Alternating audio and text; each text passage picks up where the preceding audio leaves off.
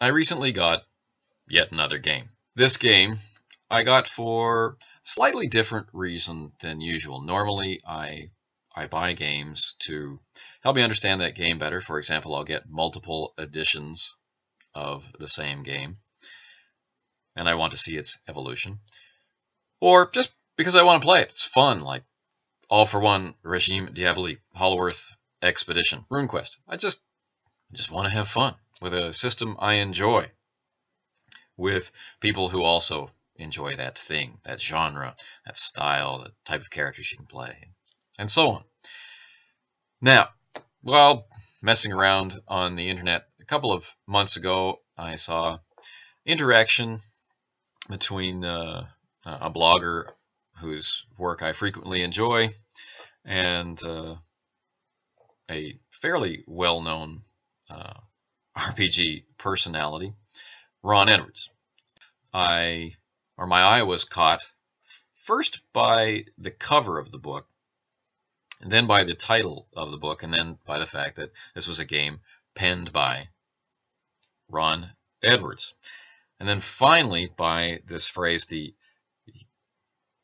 Heartbreaker Redemption Project, which just made me laugh.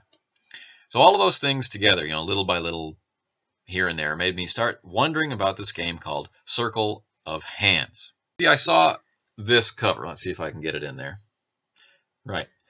Saw this cover. It just shows the back of someone holding a chain flail as someone who looks like the undead, maybe, in this pile of dead bodies.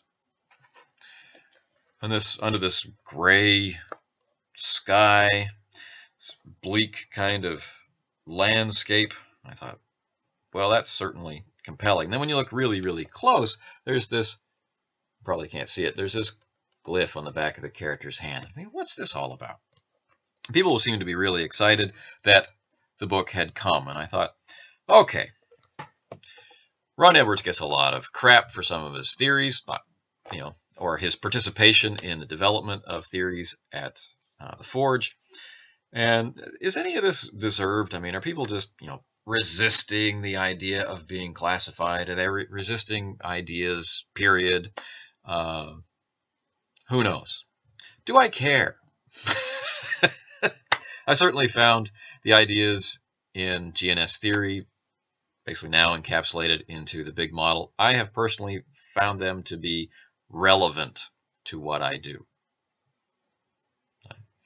I didn't find anything groundbreaking or new or eye-opening in these theories. It was more like, yes, that's a good way to put what I've been feeling or thinking. So I guess I'm biased toward liking that theory, and I can understand and accept that other people would be biased against it, and I just want to leave it there. But the idea of putting your money where your mouth is, you hear detractors of theorizing, of RPG theorizing, of game theorizing. You hear them say, no one has ever designed a game that was any good who was coming from a point of view of theory, blah, blah, blah. And, well, I see yet another example of Ron Edwards putting his money where his mouth is. Now, Sorcerer is the game that he's, I guess, most known for. This is not a game that I own, not a game that I've read. I missed it while I was over here. And now you can get a new version of it, annotated, and I don't know if I want to. I don't know if that really appeals to me at this point in time. I might get it if I like this one for reasons of completeness or reasons of comparison, particularly the annotated version, which I'll find interesting at that point. But this was the one I wanted to read. Right? This Heartbreaker Redemption Project. There's two reasons. One, kind of curious what the modern Ron Edwards, or the way that the modern Ron Edwards approaches game design with his current group, and because the original version of the rules is included in the back, the original ideas for this game, how the two things are different, comparing those. Now that's my sweet spot. That's the thing that really grabs me. Let me read you what's on the back. I'm looking here on the back of the book. This is from Adept Press, by the way. The circle holds, holding one another dear, folk of iron, our will is more than our own flesh and bone. To your spears, brothers and sisters, darkness and light, both blindness in their war over our world. Hold, we die and win in the struggle against darkness and light. Kind of interesting. I like that kind of opposition. It's a very stark looking book. And as I flip through it, I'm seeing signs of someone who understands teaching, someone who understands organizational principles. I'm not sure that it's well organized yet. I have nothing really to say about the game yet, except that I'm going to look at it. I haven't read it yet, so I can't have an opinion. I'm going to be reading it.